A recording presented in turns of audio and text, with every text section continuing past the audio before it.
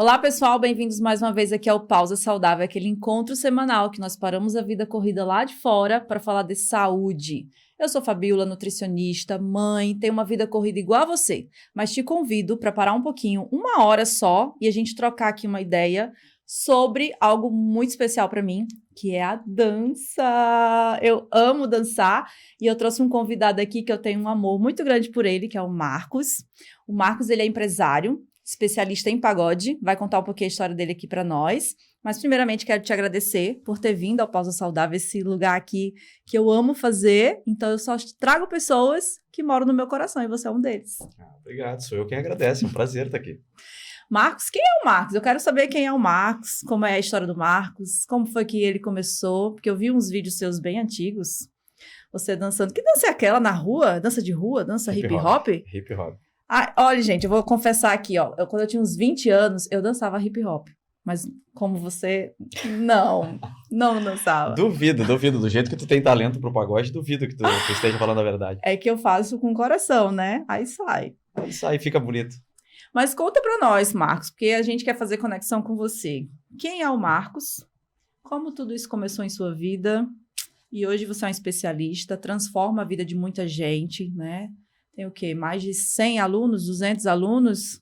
Só a equipe da minha escola hoje tem 123 pessoas. Meu Deus do céu, é um empresário, né? É bastante gente. Então conta pra nós aí, quem é você? Então, sou um empresário, né, na área da dança, tenho a minha escola há mais de 10 anos, faz 11 anos esse ano.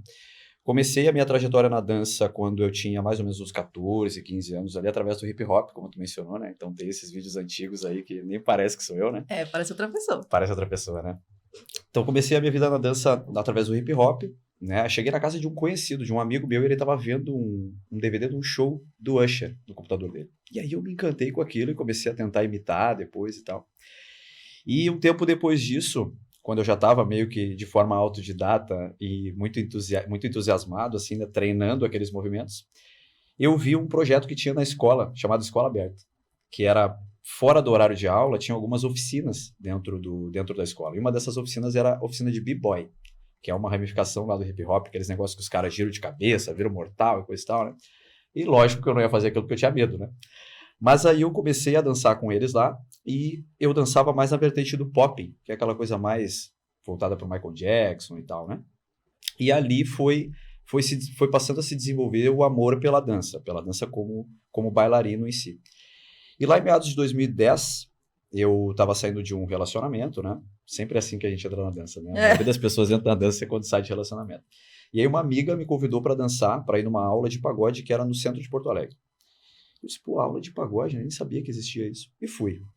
E na primeira aula já me apaixonei, aí aquilo já se tornou um vício. Aí eu acho que mais ou menos uns 4 ou 5 meses, acho que pelo meu entusiasmo, eu fui aprendendo de forma muito rápida. E aí o professor lá me convidou para fazer parte do grupo de monitores deles lá, eu já não pagava mais a mensalidade para fazer aula, comecei a me entusiasmar mais ainda, e aí a paixão foi só crescendo, né?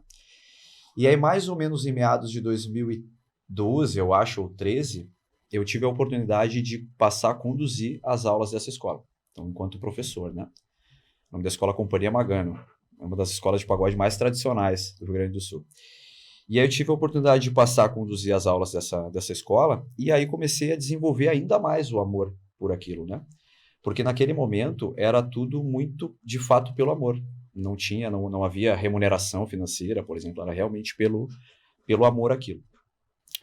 E aí houve um episódio que foi o que desencadeou, de fato, a minha vontade e a minha convicção de que aquilo era para mim, que foi quando uma aluna mais velha, assim, uma senhora, chegou para mim e falou assim, prof, tem um negócio para te contar. Eu fui no psiquiatra hoje e eu não preciso mais tomar remédio para depressão porque eu estou dançando aqui com vocês. E aí eu havia passado, acho que no ano anterior, eu havia tido uma experiência dentro da família, né, com essa questão da depressão, que foi muito significativa, foi muito profunda, né? E aí, quando ela me falou isso, aquilo me tocou de uma forma muito profunda. Então, aquilo foi muito forte, me impactou profundamente. E aí eu pensei, meu Deus do céu, é sério que eu simplesmente ensino ela a botar o pé num lugar ao invés de outro, numa batida da música, e esse fato tira algo tão difícil e tão significativo de dentro dela, né? Eu vou fazer isso pro resto da vida. tinha comigo que eu ia fazer, que eu ia dar aula e que eu ia trabalhar com dança pro resto da vida. E o que é um pouco curioso, né? Porque nessa época, nessa fase da minha vida, eu era militar. Eu era da Polícia do Exército. Então, são coisas que elas, num primeiro momento, parecem ser muito divergentes, né? Não estão conectadas. Tu não espera que um policial do Exército seja professor de dança. Uhum. Então, nessa época, quando aconteceu isso foi o divisor de águas, assim, para mim.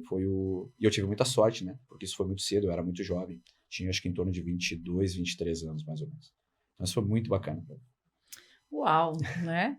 Eu até falei para o Marcos que eu ia contar um pouquinho a minha história com a música, né? Mas desde pequenininha eu danço. E eu sei o que ele tá falando sobre esse resgate de voltar a viver, de voltar a ser feliz por causa da dança, porque o meu pai me ensinou a dançar.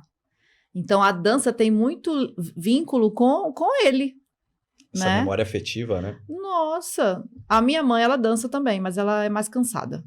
Ele, ele não, ele tem vai fazer 82 anos e dança como se tivesse 30. E eu acho que essa energia que eu tenho, eu me considero uma pessoa muito energética, né? Até demais, às vezes atrapalho algumas Muito pessoas. expansiva. Tem gente que não gosta do meu jeito assim, mas a maioria gosta. E aí, eu puxei a ele. Entendeu? Eu puxei ele. E eu acho que meu pai vai passar dos 100 anos, porque ele é muito feliz.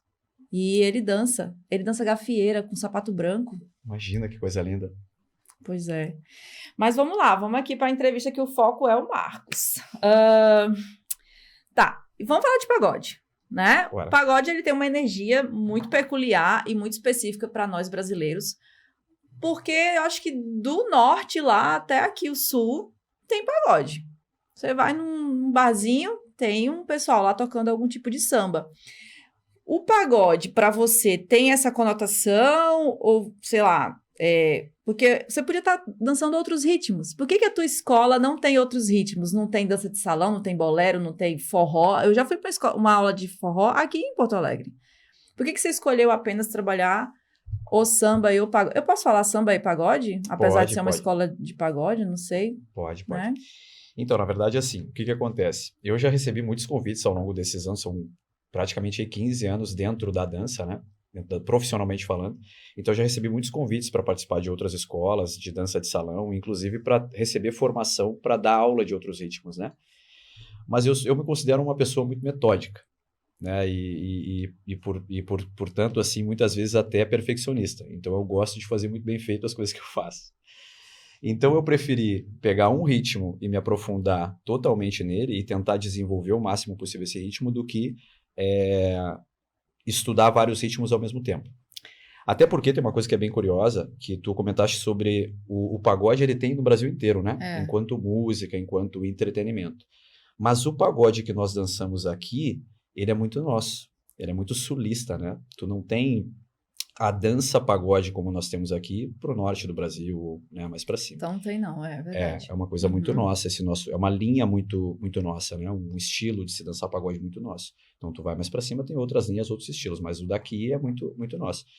Então quando eu comecei a Atitude Samba, que foi lá em 2014, uma das coisas que eu tive como norte era melhorar a percepção que se tinha da dança pagode. O pagode enquanto dança aqui no Sul, ele não era muito bem visto pelas pessoas da dança de salão, por conta da forma mais um tanto banalizada que as coisas eram feitas. Imagina, a Fabiola foi lá na Atitude Samba, fez a aula, aprendeu 30 passos da grade de nível básico, e agora a Fabiola se intitula professora e vai lá e vai abrir a escola dela e vai dar aula de pagode. E ela vai fazer as coisas do jeito dela, do jeito que ela quiser. Então, era mais ou menos assim. Então, quando eu comecei a Atitude Samba, o meu intuito, um dos nortes que eu tive foi tentar desenvolver um embasamento com uma preocupação técnica e uma preocupação metodológica e estrutural, que anteriormente não tinha. Que foi o que eu identifiquei que era o que faltava, né? Não só identifiquei, como tive muita sorte de conhecer algumas pessoas importantes e realmente conhecedoras da dança de salão e que me aconselharam muito, principalmente no início. Então, eu quis dar um desenvolvimento para isso, tentar trazer para o pagode uma cara mais respeitável, né? Trazer uma estrutura que merecesse assim o respeito, né? Que tivesse relevância. principalmente com as pessoas que entendiam de dança. E graças a Deus a gente está conseguindo isso. Então eu penso que se eu fosse focar em estudar muitas outras danças, sabendo como eu sou, eu ia querer me aprofundar em todas elas. E aí ia levar muito mais tempo para eu conseguir fazer isso. Hoje a Atitude Samba ela já não é a maior escola de dança do Rio Grande do Sul, e nem é esse o nosso objetivo, né? Mas é a principal referência do estado no segmento pagode, no que tange dança, no que tange aspectos técnicos, né? Estruturais, metodológicos, didáticos principalmente. Então a Atitude Samba é a principal referência. Hoje tu vê que todo o cenário, todo o segmento do pagode, ele está se afunilando para a linha da Atitude Samba. Então isso é muito gratificante, né? Mas então, Marcos, essa questão do pagode, certo? Eu tô querendo trazer ela mais, porque a gente estava conversando já fora aqui estúdio, que para mim teve uma lacuna na minha vida em que eu vou dizer uma palavra um pouco dura, mas eu fui proibida de gostar de pagode, né? Eu tenho essa coisa da minha infância, que meu pai é super sambista, né? Eu morei também no Rio de Janeiro quase 5 anos do meu primeiro casamento. E eu, assim, sabe quando você quer muito uma coisa, mas você não pode acessar por conta de preconceito, por conta dos relacionamentos, enfim. Então, quando eu fui para a Atitude Samba, e eu deixo aqui claro que eu sou aluna, e eu falei para ele que eu quero ser aluna para sempre. Não sei como é que eu vou fazer, acho que eu vou enrolar ali no passo 29 para não chegar nos 30 e ter que acabar o curso. Mas eu gostaria muito, assim, de poder estar vivenciando isso o tempo que for necessário, porque eu não sei explicar o que acontece com o meu corpo ou com a minha mente quando eu estou na aula. Eu me desconecto de qualquer coisa fora daquela sala, daquele quadrado ali, entendeu? E eu queria que as pessoas soubessem o que é isso, né? Porque, para mim, o ato de dançar, do movimentar o corpo, entende? De você se sentir... pronto, achei a palavra. Sentir livre. Não tem correntes nos braços do que o mundo nos oferece, né? Eu sou mulher. Eu sou uma mulher empreendedora. Eu sempre trabalhei com muitos homens, entendeu? Eu sempre tive que me posicionar de uma forma muito séria, não sendo séria, mas eu tive que me posicionar de forma séria. E imagina se algum colega de trabalho ou algum diretor de uma empresa que eu trabalhei soubesse que eu danço pagode rebolando do jeito que eu rebolo, né? Faz uma mistura, porque eu não sou aquilo, mas o pagode me traz essa liberdade. E aí, deixar seu direito de fala agora... eu vejo isso na Atitude Samba. As mulheres podem ser livres lá. Todas são altamente respeitadas, entendeu? Todas podem ser elas mesmas. E eu queria que você falasse um pouquinho sobre essa coisa mais subjetiva de você levar o pagode para as pessoas. Não é o passo, aprender o passo. É o que tu traz para a vida das pessoas, as transformações que tu entrega, entendeu? O quanto a dança potencializa a vida das pessoas. Eu fui clara. Fui, entendeu? Agora deixa o Marcos falar. Eu acho que foi, sim. Tu sabe que ontem, inclusive... Tu tava na aula ontem, né? Tava. Ontem, inclusive, eu tava conversando com uma aluna nossa, que ela é psicóloga. E a gente tava falando justamente sobre... Todo o embasamento que eu busco, eu procuro confirmação de profissionais da área, né? Então, eu tava conversando com ela e a gente tava falando justamente sobre isso, sobre... os sentimentos que tu tem e o que a dança te oferta além do passo, né? Porque a dança era uma ferramenta para algumas finalidades. Então, a gente estava falando sobre como alguns traços de personalidade ficam evidentes quando tu vai fazer aula de dança. Então, no caso dela, por exemplo, ela disse, eu tenho uma dificuldade muito grande em me deixar ser conduzida. Eu também tenho isso.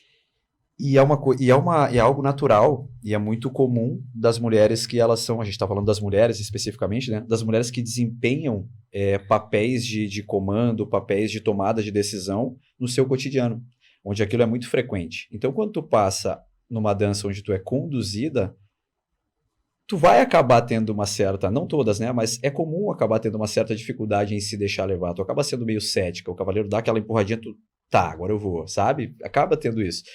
E esses traços de personalidade, eles ficam muito evidentes quando a dama ela tá dançando. E justamente o que ela estava falando era o quanto o quanto isso é bom quando consegue romper essa barreira e quando consegue se deixar levar. Parece que tu tá tirando uma folga, parece que tá tirando um peso do corpo, né? Poxa, eu tenho que tomar decisão todo dia em tudo, é eu que controlo isso, eu que controlo aquilo. No teu caso, que é uma empreendedora, né? Tá sempre tendo que pensar um milhão de coisas.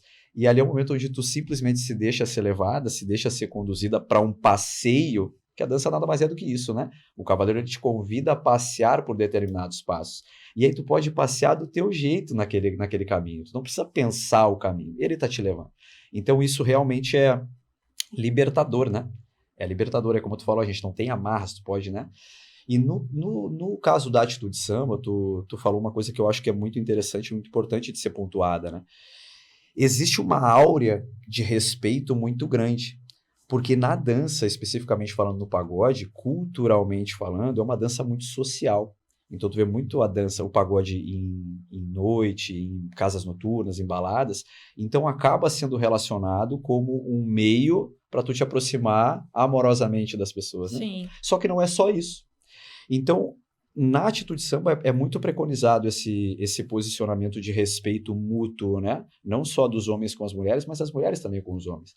Então tu tem um grupo onde tu pode dançar com todo mundo e tu pode dançar tranquilamente, tu pode ser livre, tu pode ser quem tu é, como tu disseste, né? Que tu era mais... tu tinha... Que nem a psicóloga, mais rígida, né? Mais rígida. Então tu pode ser livre e tu pode ficar tranquila, é um ambiente seguro para ti, né? Isso. Uhum. Isso é fenomenal. Então é muito legal tu ter um ambiente onde tem essa egrégora positiva, né? Falou uma palavra muito, muito interessante agora, porque essa coisa da egrégora eu estudei. Ah, é? Física quântica, né? E quando você tem, por exemplo, agora eu tô abrindo um parênteses, mas quando você tá num ambiente que tem muita gente negativa, mesmo que você seja uma pessoa positiva, se isso aqui for mais forte, você se contamina com aquilo. E o contrário também acontece. Você tá num ambiente super alegre, feliz, e tu chega assim meio negativozinho, aí aquilo te contagia, te ergue, né? E, cara, é isso, Marcos. A atitude samba é uma egrégora que parece que tu tá entrando... Gente, se eu morrer e no céu tiver pagode, quando receber as pessoas, né? É porque, cara, pagode é muito legal. Esquece a coisa do pagode bebida, pagode festa, pagode paquera. Só o pagode, a batida, entendeu? É gostoso. E isso é nosso. É brasileiro, entendeu? A gente criou, né? Todas as pessoas do Brasil deveriam ter orgulho das danças que nós criamos. Às vezes a gente vai para uma apresentação de dança flamenca, isso é espanhol, entendeu? Vamos para uma apresentação cultural, né? Sem a parte da escola de samba, que até é um pouco mais pejorativo por conta das roupas e tudo, mas coloca o olhar só na cultura. É lindo de ver. É lindo de ver. E ontem, eu falei agora para você antes de começar a gravar, ontem as meninas lá estavam dançando lindamente. Lindamente, é uma elegância, né? É uma sincronicidade, assim, do cara bota o pé, ela põe junto. Eu digo, meu Deus, isso é difícil de fazer. É lindo de ver, né? É muito. É lindo. Imagina pra mim, quando eu tô assistindo. É muito gostoso, é muito satisfatório. É fruto do teu trabalho também. Eu acho que é mais fruto do empenho das pessoas que passaram e passam pela equipe da Atitude Samba do que do meu.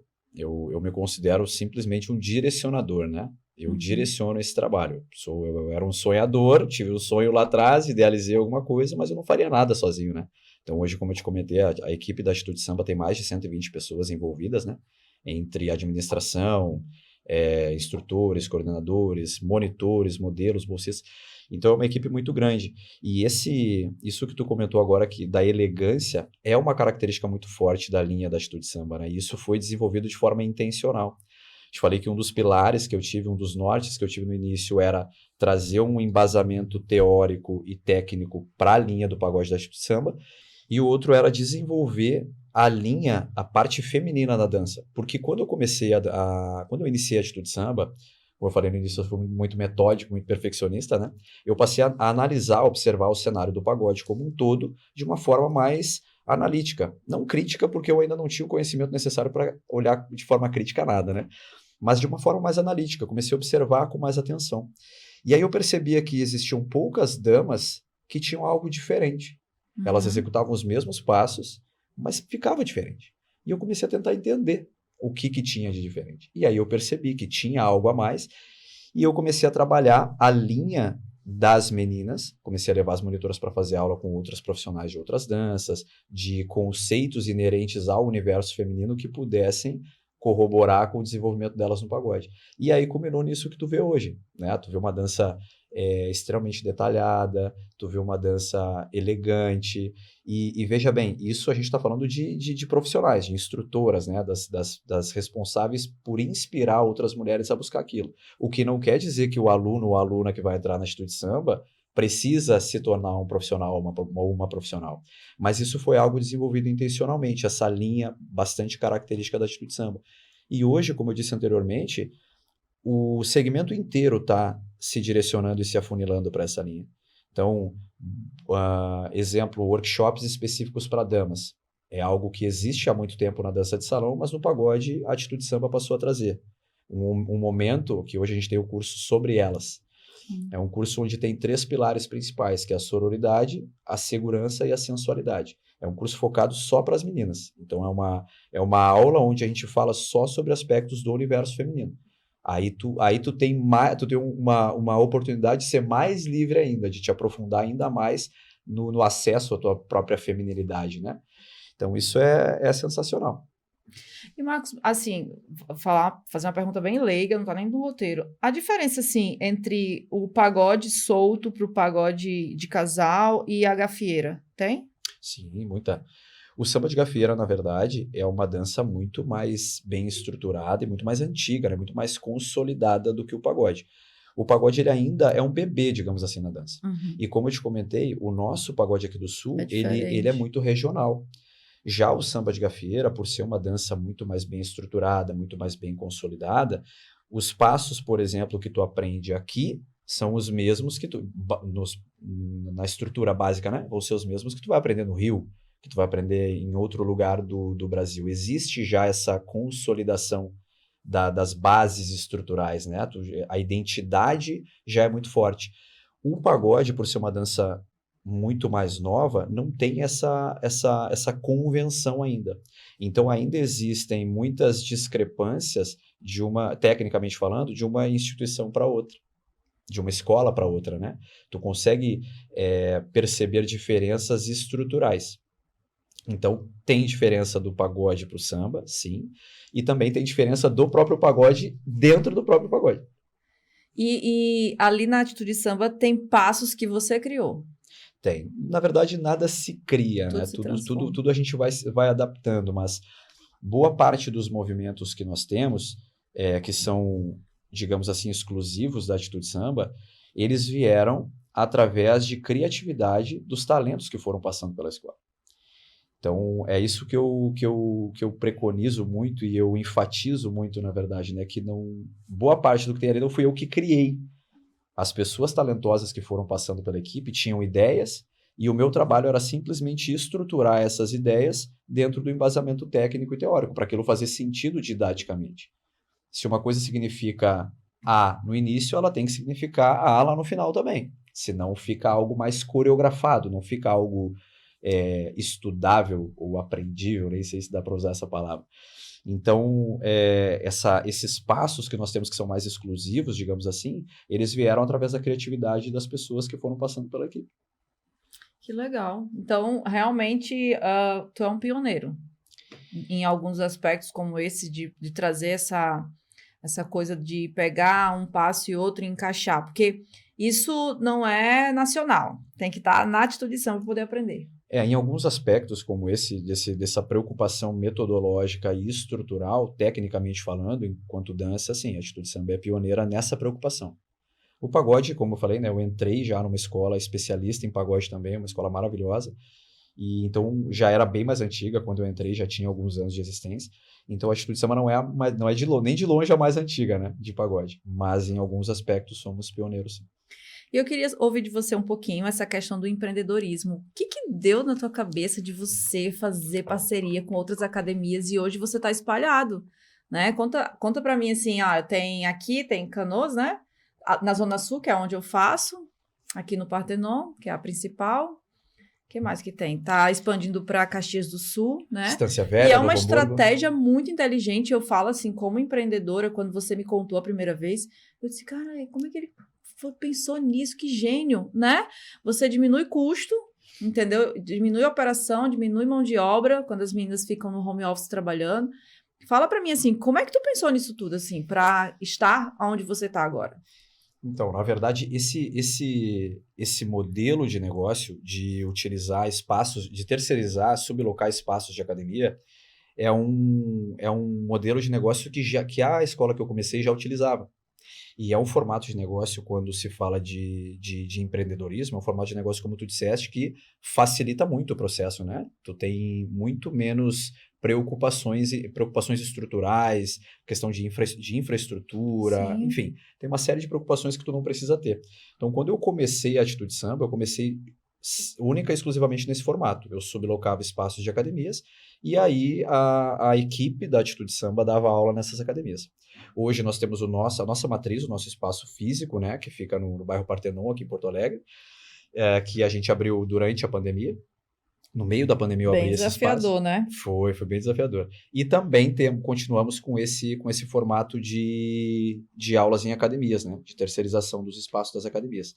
Então nós temos hoje Porto Alegre, bairro Partenon e Zona Sul, Canoas, Gravataí, Estância Velha, estamos indo para Novo Hamburgo na semana que vem e, tão breve quanto possível, provavelmente daqui a 1 mês, 2, em Caxias do Sul também.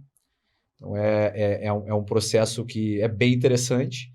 Eu não precisei criar boa parte dele, né, porque ele já existia, já via que era um formato de negócio que funcionava, né, era muito funcional.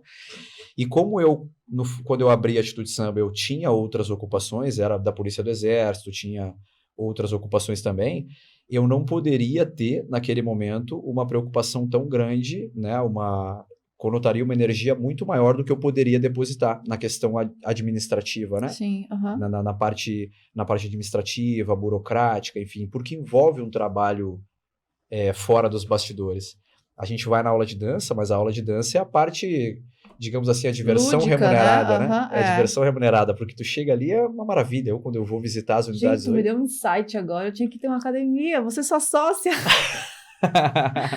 Porque a parte divertida. É muito bom, é maravilhoso, é maravilhoso. Bom, eu quando eu precisei ficar agora um tempo sem dançar, nossa, é horrível. Tu ficar sem a dança é horrível. Então, quando eu posso visitar as aulas, né, que eu gosto de fazer isso frequentemente, hoje eu não trabalho mais, o meu foco como professor não é mais ministrar aulas em grupo, né? Eu só dou aulas particulares e os treinamentos dos professores da escola. E isso já faz mais ou menos uns 6 anos que eu tô nesse caminho. Mas sempre que posso, vou visitar as turmas, porque é maravilhoso, né? É muito gostoso. E toda a interação, né? E tudo. Você vê gente, você conversa. E a melhor parte... Se aprofunda nos alunos. E a melhor parte disso tudo, Fabiola, é saber que o teu trabalho, ou o que tu vende, é muito maravilhoso. Eu compraria de olho fechado o que eu vendo, sabe? Porque é muito bom. Mas então, tem um documentário no Netflix que fala de como ser longevo. Tu já assistiu Zonas Azuis? Ainda não. E um dos pilares é você encontrar o seu Ikigai. Eu acho que eu falei certo. Ikigai. Que é um conceito japonês onde você vem para esse mundo e encontra o seu propósito. Qual o propósito do Marcos? É fazer as pessoas felizes por meio do pagode. Na verdade, eu acho que todos nós deveríamos ter como propósito principal levar felicidade para o próximo. Só que cada um tem que encontrar o seu jeito de fazer isso, né? Eu acho que o meu propósito é levar saúde e bem-estar para as pessoas através da nutrição. Eu tenho essa percepção, né? Quando eu paro assim para entender quem é a Fabiola, eu acho que eu fui trazida para cá para falar de alimento, entendeu? Desse resgate à natureza, desembale menos, descasque mais, tenha contato com árvores, faça uma horta em casa. Eu acho que esse é o meu caminho. E o teu é a dança. Por isso que eu falei, a dança, ela não era para ter a malícia, porque o ato de dançar é plenitude, é alma, né? É conexão contigo mesmo. Conexão, né? Com você, com o outro, né? O toque no outro, o olhar no outro. Gente, isso é tão bonito. A preocupação com o conforto do outro. Isso é muito bonito, Marcos. E eu queria te perguntar assim, tu sofreu preconceito no início porque você queria dançar? Preconceito é uma palavra muito forte, né? Apoio, assim, recebeu Se eu usar a palavra apoio. preconceito, é até um ultraje com pessoas que já sofreram preconceito, né?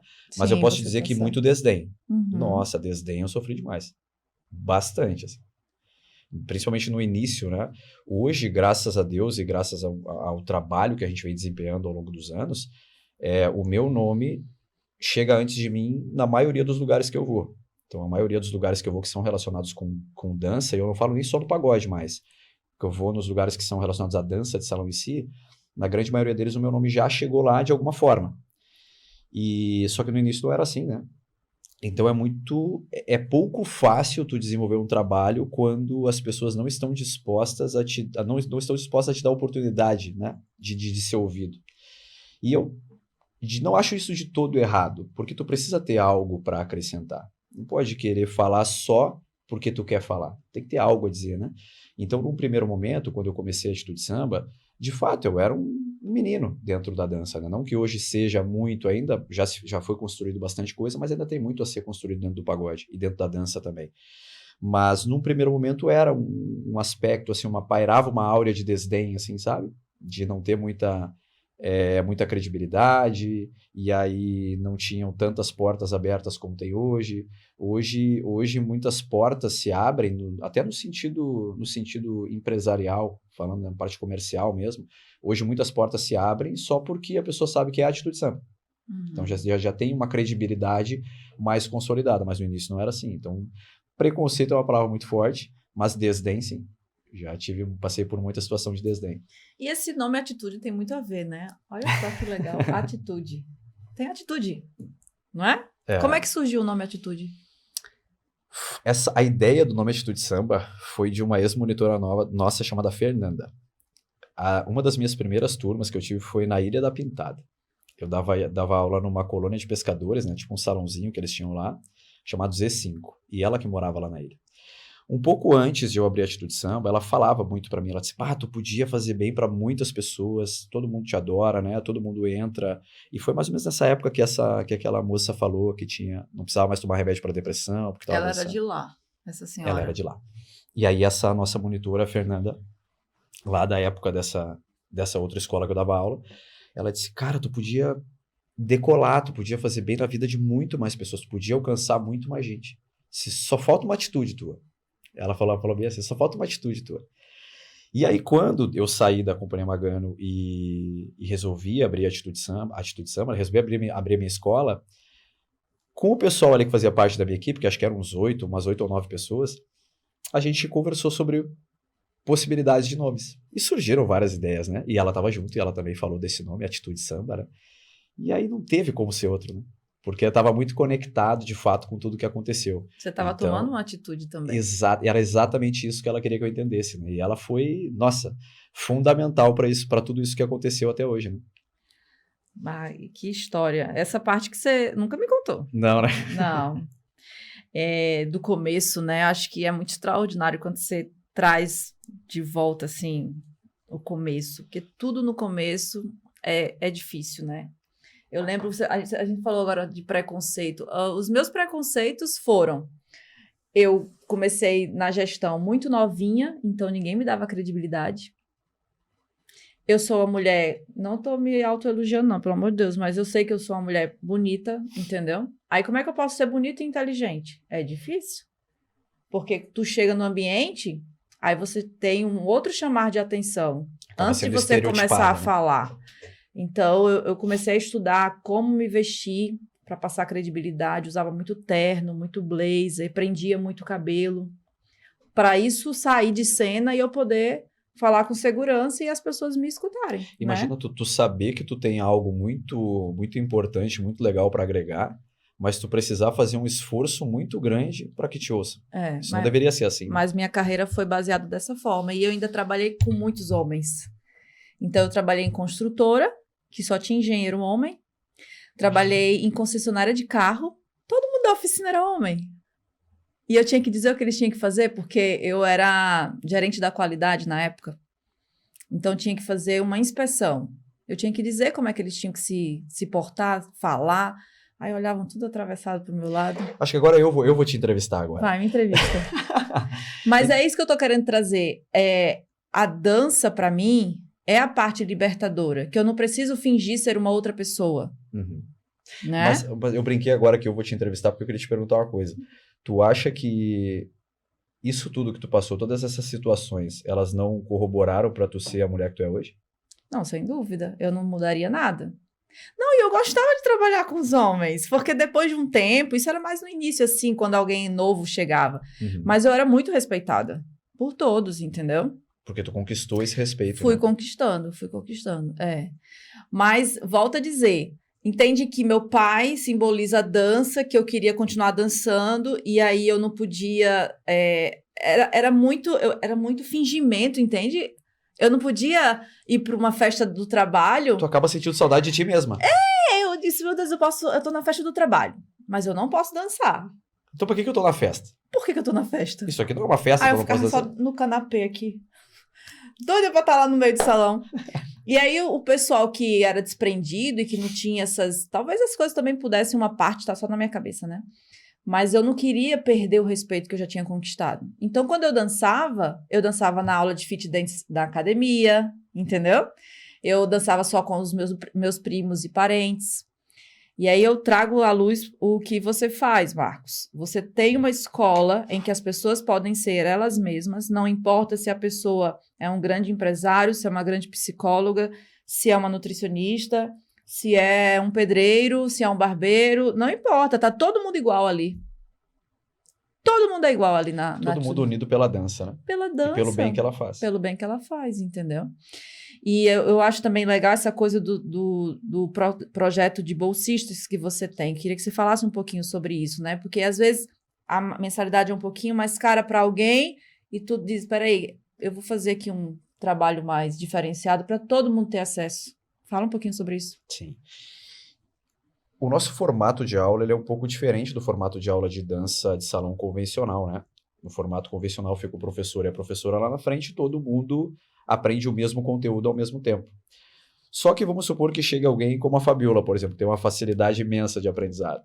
Aí se a Fabiola for ficar a aula inteira no 2 e 2, 2 para lá, 2 para cá, para acompanhar a turma, talvez ela se desmotive. Sim. Então é mais interessante poder passar para a Fabiola algo mais conectado com o ritmo de aprendizado dela, do que segurar o desenvolvimento dela. Então, pensando nisso, o formato de aula que nós temos, ele é quase que individualizado. Tu vai chegar lá, a gente tem uma sequência lógica, uma sequência didática e gradual de passos, né, tecnicamente falando, que todos os alunos vão aprender na mesma ordem, porém eles vão aprender de forma individual. Então, tu vai chegar lá, e tu vai aprender de acordo com o ritmo, com o teu próprio ritmo de aprendizado. Tu não precisa chegar numa turma que já está em andamento e se sentir receosa porque tu não vai conseguir acompanhar. Porque não é tu que tem que acompanhar a turma. A gente vai no teu ritmo de aprendizado. Só que para que isso seja possível, a gente precisa de uma equipe de apoio para isso. Então, quando a pessoa chega lá na aula e ela não tem um par, nós temos uma equipe de bolsistas que vai estar naquela aula só para dançar com os alunos os passos que eles vão estar aprendendo. E esses bolsistas, eles têm um dia de ensaio exclusivo para eles, onde eles também aprendem esses passos de uma forma mais aprofundada, né? Um ensaio, por muitas vezes, um pouco mais longo do que uma aula regular das nossas turmas. E, como o próprio nome já diz, né, eles recebem uma bolsa de estudos em relação à escola, eles pagam um valor bem menor em relação à mensalidade para aprender aquilo e, em contrapartida, eles participam das outras aulas para nos ajudar a ensinar os alunos. Ajudar no sentido de prática, né? Então, quando eu ensino o passo para a Fabiola, ela vai ter um cavalheiro ali que já sabe fazer a parte dele. Então, isso potencializa, isso torna mais eficaz o aprendizado daquela aluna, né? Porque o par dela já sabe fazer a sua parte. Então, essa é a finalidade do bolsista na escola. E aí, dentro desse contexto de equipe, nós temos quase que um plano de carreira, digamos assim. Então, tu começa como bolsista, aí depois que tu aprende os 30 passos como bolsista, tu passa ali por uma avaliação, e aí tu pode compor o grupo de modelos da escola, que aí tu vai estudar o nível intermediário da escola, que aí são mais uma sequência de mais uma quantidade específica de passos e conceitos. Isso compõe a esfera de bailarinos da escola, que são os bolsistas e os modelos. que são o pessoal que vai para as aulas para dançar com os alunos e vai para se divertir, vai para desenvolver sua própria dança, né? Tem acesso livre a todas as aulas. Depois disso, nós temos a esfera do grupo de instrução, que aí são os monitores, instrutores e coordenadores. Então, esse grupo de instrução, aí depende muito se a pessoa quer. Porque quando tu passa para o grupo de monitores, tu não só vai passar a aprender o nível intermediário avançado para a tua dança, como tu vai voltar para o nível básico para estudar de forma mais metódica e mais estrutural, porque aí tu vai passar a ensinar os alunos. Porque aí tu vai chegar numa aula e se eu sou um monitor, eu vou ensinar a Fabíola o passo dela. Então eu tenho que saber o que a Fabíola faz enquanto dela. Então nós invertemos os papéis no estudo, né? O monitor ele passa a estudar de novo o passo dele básico e ele também passa a estudar do gênero oposto. Então ele aprende tanto a parte da dama quanto a parte do cavaleiro, de uma parte dos passos básicos. E aí, depois de um tempo, quando ele passa para o nível de instrutor, aí ele recebe o treinamento para saber executar todos os passos, executar e conhecer todos os passos do nível básico e todos os passos de nível intermediário do seu gênero e do gênero oposto. Então, todos os nossos coordenadores, quando chegam nesse nível, eles sabem executar e sabem ensinar todos os passos de nível básico e intermediário da escola. Então, é quase que um plano de carreira, né? É. E aí, todo esse trabalho que se tem por trás culmina naquela qualidade que a gente tem na aula. Uma coisa que eu acho legal é que nunca falta cavalheiro. É a única escola que eu já fui que não falta homem. A gente tem vários programas de incentivo aos cavaleiros, né? Porque naturalmente nas aulas de dança de salão, o habitual é... Só mulher. O habitual é, normalmente as mulheres procuram mais do que os homens, né? Então a gente tem vários programas de incentivo para os cavaleiros. A gente tem, por exemplo, hoje nós temos uma turma de bolsistas exclusiva para os homens. Então, onde todas as damas que participam dessa aula já são ou monitoras ou modelos. Então, elas já são damas bem mais avançadas que, consequentemente, vai potencializar o desenvolvimento deles, né? Então, para a gente formar cada vez mais cavaleiros, e não só pela quantidade, mas pela qualidade. Porque também de nada adiantaria nós termos lá 200 cavaleiros para 200 damas, mas as damas estarem muito mais avançadas do que os cavaleiros, né? Então, a gente tem esses programas de incentivo. A gente tem um workshop também chamado Resenha dos Guris, que é um workshop focado só para os cavaleiros, para aprender aspectos inerentes ao universo masculino também, né? Então, olha só, tu tem assim várias frentes do negócio. Inclusive, se duvidar, já você vai ter uma certificação de MEC. Já cogitou isso? De você ser uma instituição de ensino? Porque o pessoal tá lá, tá curtindo e tal, mas profissionalizar mesmo, sabe? E tem uma estrutura para fazer isso. Cara, você é muito bom, Marcos.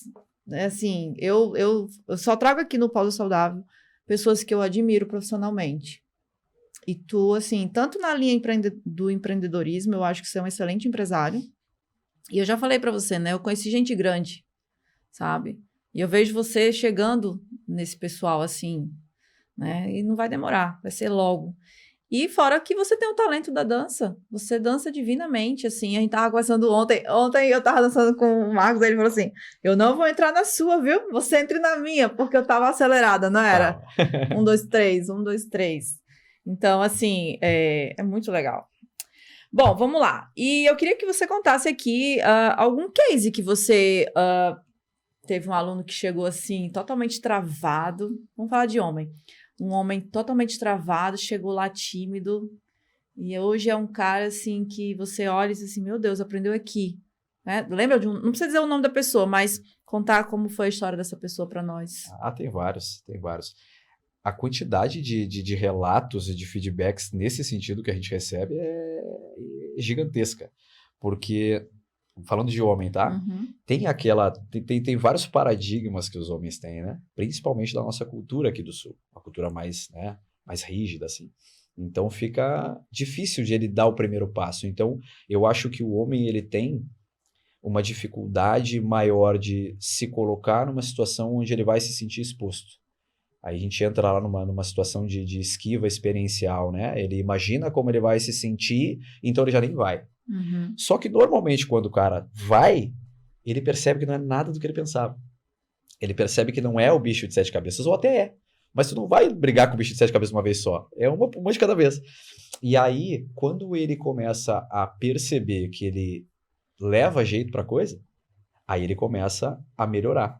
A gente teve recentemente um caso lá em Gravataí. Recentemente não, né? Hoje ele já é monitor da escola.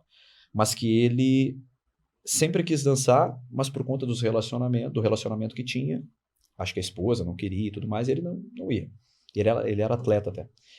E aí, depois que terminou o relacionamento, ele estava num quadro de depressão muito profundo. Isso ele verbalizou para mim, né? Numa conversa nossa. Confidenciou a mim, né?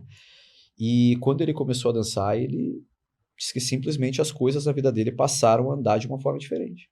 Ele começou a se enxergar de uma forma diferente e, por consequência, ele começou a se comportar de uma forma diferente. E aí vira um ciclo virtuoso, né? Tu gera uma coisa que melhora a outra, e aí quando tu vai ver, tá tudo alinhado positivamente. Então esse foi um dos últimos relatos que nós tivemos, assim, né, de homens, né? Hoje é monitor da escola. Conheceu a esposa dele, aquela que tu gosta, por exemplo, das nossas que tu adora ela é a esposa dele. Que legal. Eles se conheceram na escola. E era um cara muito tímido. Muito legal. A dança, historicamente, né, se a gente olhar assim até os livros, sempre esteve envolvida nos rituais, né, nos desenvolvimentos humanos, comportamentais. Eu não sei porque em algum dado momento, talvez seja até a pessoa que não sabe dançar, começou a olhar para o que sabe e disse assim, isso aí não é bom. E aí retraiu, né? Porque eu falo em termos de mundo mesmo. Tem muita gente que não sabe dançar e não se desafia e não vai para uma atitude samba. Às vezes, se der a oportunidade assim de ir, né, pode descobrir coisas que estavam escondidas, né? Aí eu estava falando uma vez com o Marcos sobre o meu filho mais novo, né? Ele tem uma timidez muito grande. E eu falei para ele, eu disse, ó, dançar vai te libertar dessa timidez. Porque teu corpo se movimenta, você expande pensamento, espírito, tudo, né? Mas é que tu entende que é muito difícil para alguém que não faz, que não experienciou isso, entendeu quando a gente fala? É muito difícil. É difícil explicar isso para alguém que não dança. Parece muito místico, né? Parece muito subjetivo. Uma vez eu fui para uma confraternização do trabalho e aí tinha umas pessoas dançando assim, bem tímida, né? Assim. Daí tinha outros que estavam dançando mais, aí num dado momento essas pessoas mais tímidas se sentaram. Uhum. Então, o que acontece? A própria pessoa, ela vai se julgando ali. Vai se auto-intimidando, né? Não, porque fulano dança melhor, é melhor eu nem me tentar. E não é sobre isso, no fundo, não é uma competição, né? Uhum. Não é uma competição. E eu acho tão legal uma pessoa que nem sabe dançar, mas tá solta, tá brincando, tá se divertindo, o que acontece também. Você tá num ambiente que uma pessoa não dança legal, mas ela tá ali. Uhum. Vivenciando a experiência. Está se permitindo. Pois é. Porque a malemolência também é uma coisa, eu acho que tem que ser desenvolvida, mas tem gente que já nasce sabendo, né? Tem. Eu já vi muito talento chegar. Eu sou o cara do esforço. Tu falou que eu danço divinamente bem, eu acho que é um pouco de exagero teu. Tem muita coisa para melhorar ainda, mas eu sou um cara que eu sou do esforço. Eu precisei e preciso treinar muito para conseguir executar alguma coisa no nível que eu quero, né? Mas eu já conheci muita gente que, assim, ó, poucas coisas eu ensinava. A maioria eu só mostrava que existia, a pessoa saía fazendo e não é possível. Aí vem o talento, né? É o talento, Vamos falar agora, assim, um pouquinho dos desafios de ser empresário da dança. Teve alguma vez que você achou, isso aqui não vai dar certo e eu vou desistir? Que perguntinha, hein? Capciosa, será? Pra dar uma baixada na guarda. Temos que falar de tudo, Marcos. Falar dos desafios, vamos ver se você chora. Que tem os momentos que são desafiadores e difíceis que nós passamos, né? Mas se eu já pensei em desistir? Sim. Então, da dança eu nunca pensei em desistir. Porque dançar se tornou a minha vida, né? É a ferramenta que eu utilizo para tocar a vida das pessoas, né? Mas no trabalho de empresário, se a gente parar para pensar, um artista que resolve abrir a própria escola de dança, ele passa a ter 3 empregos. Ele tem o emprego dele de artista, né, de dançarino, então ele precisa continuar desenvolvendo a sua dança, né? Ele tem o emprego dele de professor, então ele precisa continuar desenvolvendo as suas aulas, desenvolvendo as suas capacidades de ensino, né? E aí, quando resolve abrir um negócio, precisa desenvolver o trabalho de empresário. E esse, para mim, foi o mais difícil. Demorou um pouco para virar a chave, sabe? Até porque, como eu tinha outras ocupações quando abri a Atitude Samba, acabava que não sobrava muita energia. Dava muita aula, tinha os outros trabalhos, enfim, e cuidava do negócio. Então, ao longo do tempo, quando começam a surgir algumas dificuldades, e quem é empresário nos últimos 10 anos, né, quem tem empresa nos últimos 10 anos vai saber do que eu estou falando, surgiram desafios meio que sem precedentes, né, como a pandemia, por exemplo. Sim.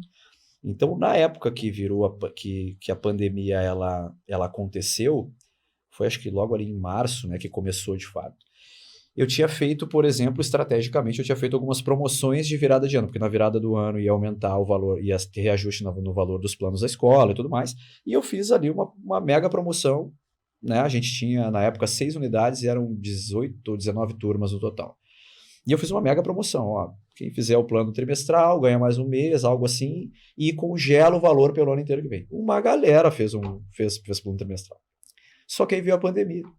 Então ficou muita gente com plano em haver, com aula paga, e a gente não podia, né? Então, e o meu negócio, ele envolvia tudo que não podia. Aglomeração e contato. Presencial. É uma galera, é cheio de gente numa sala, todo mundo Vamos fazer abraçado. online. Todo mundo abraçado. Aí, então, ali foi realmente, eu acho que foi o primeiro impacto muito forte que eu tive, assim,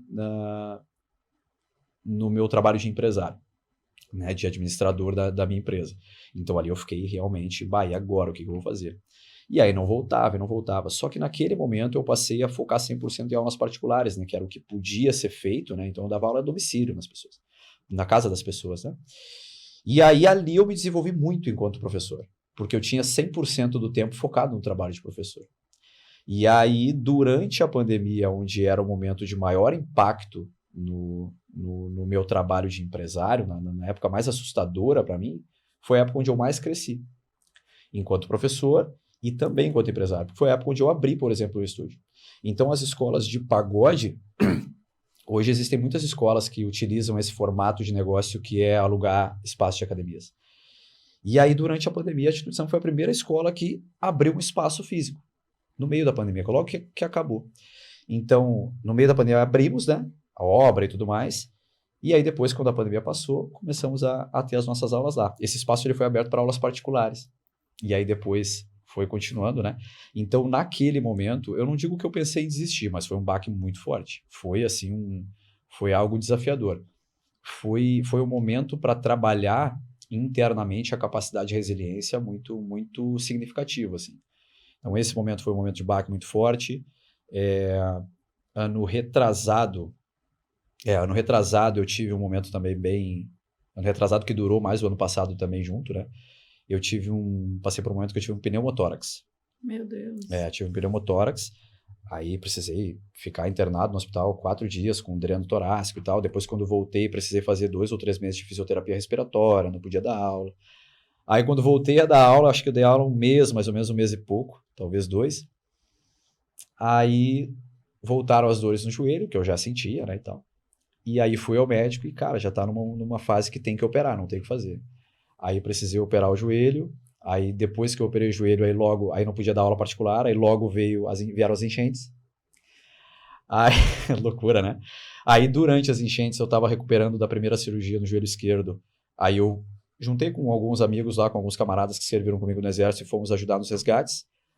Aí lesionei de novo o esquerdo, aí acho que foi lá por outubro, eu acho, novembro, aí tive que operar aí eu operei os 2 joelhos. Aí fiquei mais um tempo em recuperação, então passei a voltar a dar aula há pouco tempo. Então, acho que esses pontos, esses acontecimentos foram os momentos nos quais mais eu senti esse impacto.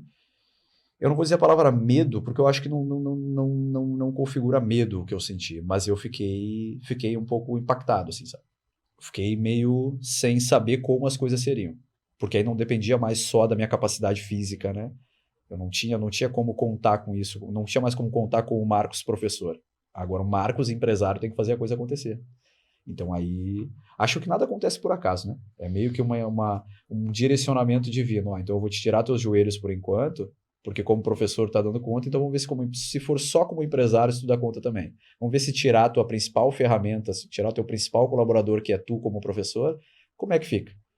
Então, foi desafiador, né? Tem sido desafiador até hoje, mas desistir eu acho que eu nunca pensei. E, Marcos, onde é que você acha que encontrou essa coisa de não se deixar abater? Porque eu enxergo hoje muitos grandes empresários ou pessoas comuns, né, que diante dos desafios da vida desistem não só do empreendedorismo, ou não só da dança, mas no geral, hoje as pessoas, a gente falou até da senhorinha que estava em depressão e parou de tomar os remédios, né? Isso é muito recorrente, inclusive em consultório. Ansiedade, depressão, quem não conhece alguém que tem depressão, quem não conhece alguém que está com ansiedade? E da onde vem a tua força para recomeçar, para continuar tentando, para ser resiliente? Porque nos dias de hoje é muito comum a gente se abater, entendeu? Eu não sou também assim, eu até acho que eu sou resiliente até demais, mas eu conheço muita gente que desiste Não é o de comum, viver, né? Não é o comum ter essa isso me capacidade. deixa triste, sabe? A gente passou pela enchente, que eu acho que foi pior do que a pandemia para nós aqui no Rio Grande do Sul. Achei lindo você falar que ajudou nos resgates, né? Porque eu conheci gente que não quis ajudar, então eu acho mais um ponto positivo aí para eu te admirar como ser humano, porque foi um desafio muito grande a gente viver isso. E você, dentro do olho do furacão, com os joelhos cirurgiados lá, aí tu foi ajudar a gente, cara. Que coisa bonita. E aí eu queria saber de onde você acha que tira tudo isso para ser um cara que não desiste nunca. Eu acho que primeiro de tudo é o exemplo que eu tive da minha criação, né? Eu não conheço meu pai, né? O pai foi criado só pela minha mãe. E ela é o ser humano mais incrível, mais forte, mais resiliente que eu já conheci na minha vida. Então eu meio que não me dou o direito. Eu acho que nenhum problema nenhum problema não, né? Mas nenhum percalço que eu venha a ter na minha vida enquanto empresário ou na minha vida enquanto professor se assemelha ou se compara às dificuldades que eu vi ela passando. Então eu meio que não me dou o direito assim de não ser resiliente. Meus problemas, minhas situações, elas são pequenas demais em relação às que eu vivenciei e às que eu vi a minha mãe passando. Que bonito. E sendo resiliente, né? Isso aí. Agora lascou, eu comecei a chorar. Aí falou da mãe dele. E aí eu queria perguntar para você assim, a gente comentou no início, né, da coisa da mulher não se deixar ser conduzida na dança. Você acha que isso ajuda os casais?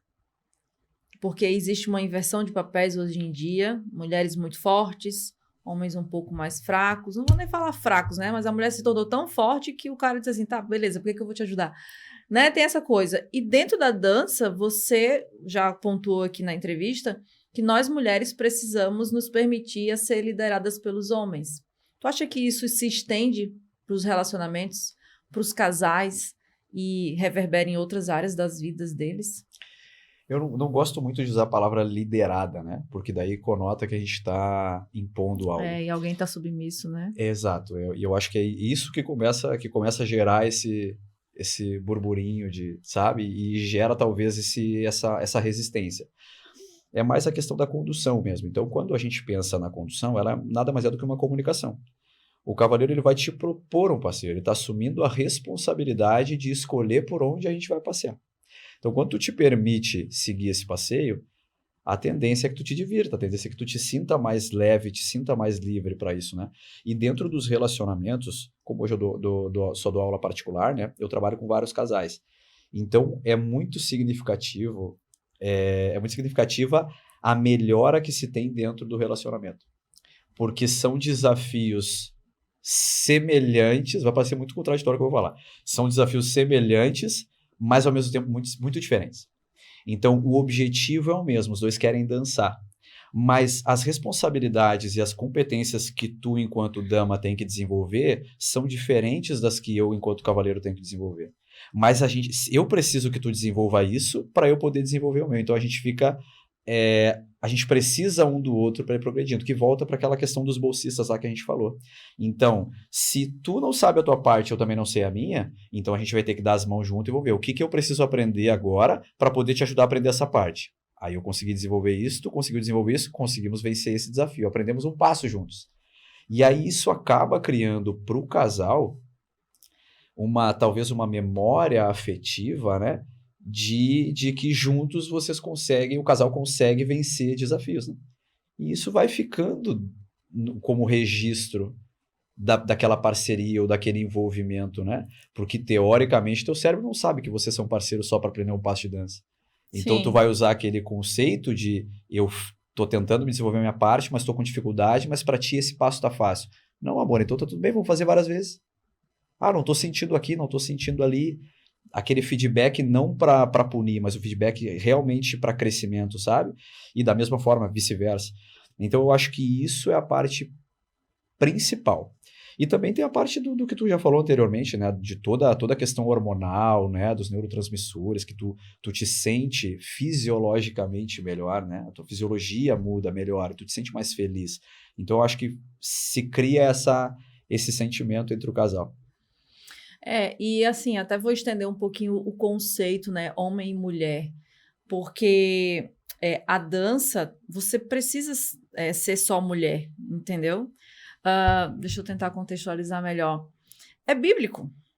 É bíblico. O homem é a cabeça e a mulher é o pescoço.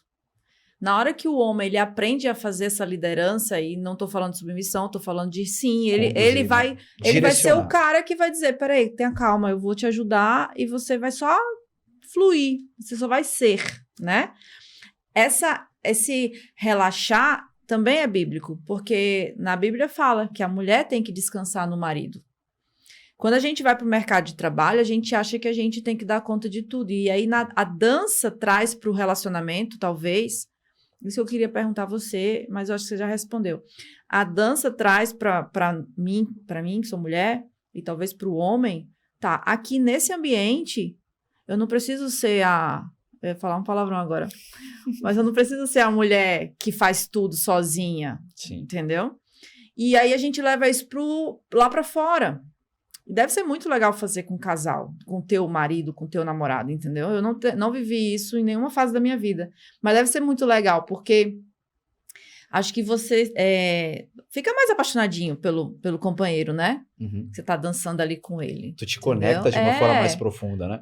Deve ser legal, Tu tá tendo uma experiência prazerosa, já é prazeroso quando tu vai pra aula sozinho, né? Sozinho, Mas tu tá tendo uma experiência que por si só já é prazerosa e tu tá compartilhando ela com a pessoa que tu ama, né? Então, isso transcende. Uau, transcende mesmo, transformador. Pois é, então a gente tá caminhando aqui pro final, o tempo já estourou, inclusive. Deixa eu fazer mais algumas perguntas. Você acha que dançar é mais difícil para os homens ou para as mulheres? Num primeiro momento, aprender a dançar é mais difícil para os homens, porque são mais coisas para pensar ao mesmo tempo. E para as mulheres, num primeiro momento, no quesito estrutural dos passos em si, as bases estruturais dos movimentos da dama, elas são muito parecidas em vários passos. Ou seja, num passo que tu executa o movimento de perna de um jeito, tu vai usar aquele mesmo jeito para fazer 4 ou 5 passos. Mas para o cavaleiro, nesses 4 ou 5 passos, vai mudar absolutamente tudo. Vai mudar a perna, vai mudar a mão, vai mudar o que ele tem que pensar.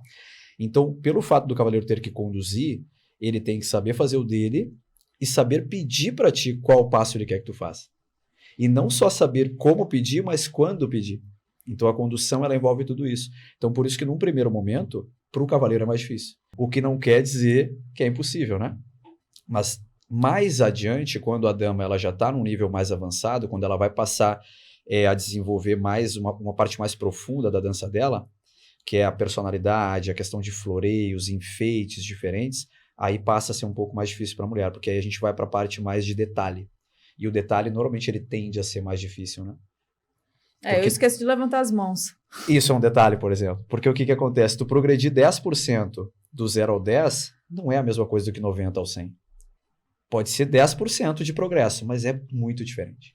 Porque quanto mais tu sabe, mais coisas tu tem para se manter sabendo. E quanto mais tu sabe, mais detalhes tu tem para acrescentar. E tu acaba ficando também mais criteriosa contigo mesma, né? Sim, porque isso é verdade. Vai aumentando, a tua autoimagem vai mudando conforme tu vai melhorando, né? Então, tem 3 pilares, digamos assim, psicológicos falando, que estão interligados quando tu vai dançar.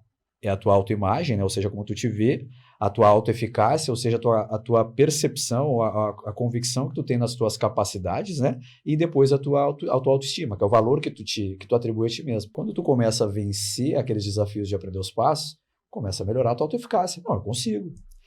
E aí, por consequência, tu começa a te sentir melhor, tu começa a te ver como uma pessoa capaz. E isso, ao longo do tempo, vai melhorando a tua autoestima. Mas quanto mais tu começa a te enxergar de uma forma capaz, tu começa a querer mais, tu começa a ficar mais ambiciosa, começa a ficar mais exigente contigo mesma. E aí o que antes parecia, nossa, eu olho aquela menina fazendo, acho tão lindo. Aí quando tu já consegue fazer, mas isso pra mim hoje é tão básico. Agora eu quero mais. E isso às vezes é meio perigoso, né? É uma linha tênue entre tu te manter motivada e tu começar a te olhar de uma forma inadequada e começar a te frustrar por não conseguir avançar a determinados pontos. E tem pontos que a gente chama de platôs, né? Que na dança tu vai atingindo vários momentos de platôs, ou seja, tu não sente que está evoluindo. E faz parte tu te manter ali, porque logo depois vai vir uma evolução muito abrupta, né? Muito intensa. Então acho que é mais ou menos isso. E assim, no início, os 10 primeiros passos, você tira de letra, porque é muito facinho, assim, parecidinho. Aí você diz, uau, agora eu sou a dançarina. Viu o que tu falou? É muito parecidinho. Aí quando vai pro 11º, aí você começa a ver que é mais complicado.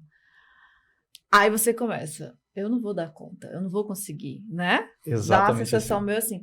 Mas eu queria fazer uma última pergunta que me veio agora na cabeça. Eu gosto de dançar sorrindo.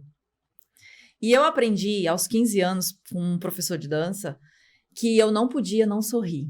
Eu tinha que me apresentar sempre assim para o público, né? Que a gente fazia apresentação na escola. E eu sou muito observadora.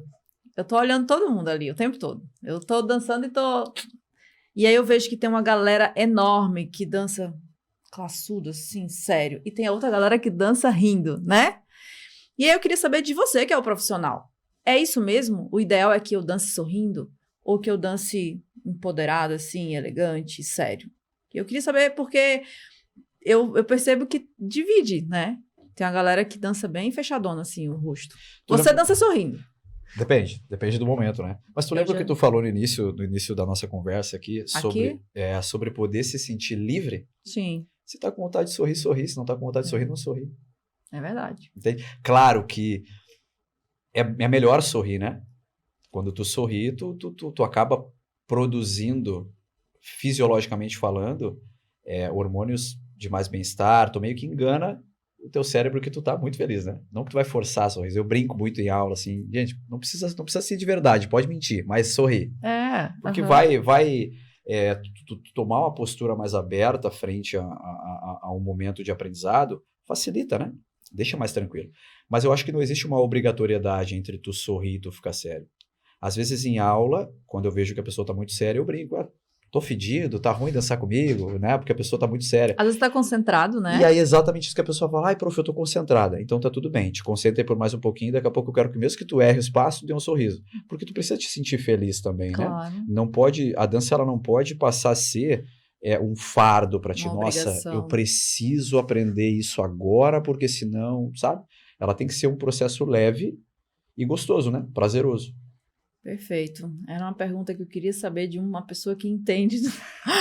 Porque o sorrir, para mim, faz parte da dança. Mas aí é uma percepção da Fabiola. Não quer dizer que seja o que é para ser, né? No finalzinho de cada capítulo do Pausa Saudável, eu peço uma indicação de algum filme, uma literatura, um livro, para o pessoal que se interessou pelo tema possa continuar aprendendo, estudar. Quem sabe aqui a gente influenciou alguém a despertar aí para a atitude de samba, ser instrutor, ser professor, fazer uma faculdade que tem a ver, né? Eu conheço histórias de profissionais assim que foram para fora do país dançar. Isso é muito legal, né? E eu queria que você compartilhasse alguma coisa aqui conosco. Tu diz de indicação de filme? Filme, livro, Nossa, documentário. Um filme que é bem antigo, e eu lembro que eu gostei muito quando eu assisti ao Poder do Ritmo. Era um filme que eu gostei, mas era na época que eu dançava hip hop também, né? Então é um filme bastante conectado com isso, mas é muito legal. Eu acho que qualquer filme que envolve dança, ele vai te inspirar. Qualquer vídeo de dança que tu olhe vai te inspirar, né? Vai te dar aquela vontade de ir lá dançar. E não necessariamente pelos movimentos, mas eu acho que é por conta do que a pessoa que está executando os movimentos parece estar sentindo. Uhum. Então tu quer, será que se eu fizer aquilo ali eu vou me sentir como ela parece estar sentindo? E a verdade é que vai. Vai. A verdade é que vai. Eu lembro que quando eu era criança, eu assistia aquele filme do John Travolta. Como é o nome do... não sei o que, do sábado, Embalos do Sábado à Noite. Sabe qual é? Uhum. Mas tem um nomezinho, o filme. A gente coloca aqui na descrição do podcast. Mas pra mim aquilo me marcou demais. Passava na sessão da tarde da Globo. E eu achava o máximo aquelas coreografias, todos eles iguais, descendo ali a escadinha da escola. E sim, eu sempre fui encantada por dança, seja ela qual for, né?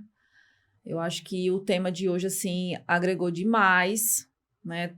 Aqui nós contamos nossas histórias de vida. Espero que quem nos assistiu até o final tenha sentido, né? O quanto a gente é feliz dançando. Você profissionalmente, eu por diversão, entendeu? É isso. Bom, Marcos, queria te agradecer por ter vindo ao Pausa Saudável. Aqui é o meu cantinho. Aqui é o lugar que eu, né, amo fazer. Você viu aqui a galera do estúdio.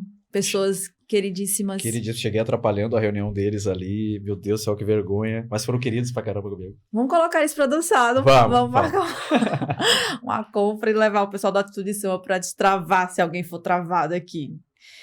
É isso. Quer deixar mais uma mensagem para quem está nos assistindo ali, a galera da Atitude, que com certeza vão todos assistir esse podcast?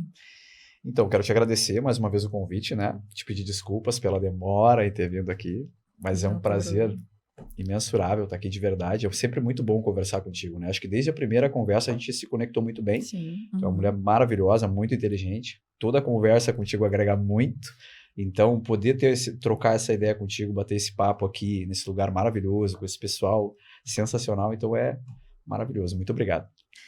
E agradeço também quem ficou até o final nos assistindo. Semana que vem estarei aqui de novo. Um beijo, boa semana. Tchau, tchau.